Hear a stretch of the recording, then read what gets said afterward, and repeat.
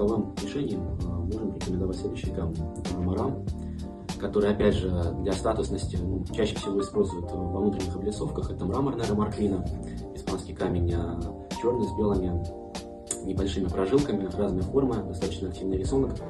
Это один из материалов, который рекомендуем на камины.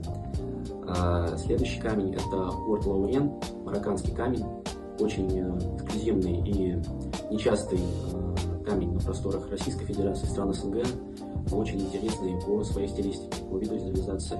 Часто что-то похожее в концепции рассматривают и предлагают архитекторы свои проекты. Очень интересное решение, советую обратить на него внимание. Мрамор Панда Уайт, очень интересное месторождение, это китайский мрамор.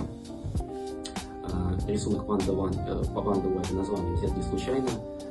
Он напоминает раскрас панды, некий в разных ее доработках, то есть такие черные пятна на белом молоке, выглядит очень стильно. Трендовый камень, это универсальное решение, которое подойдет, это гранит дымовский. Еще есть несколько видов материалов, похожих на дымовский гранит. Это гранит элизовский и балтийский.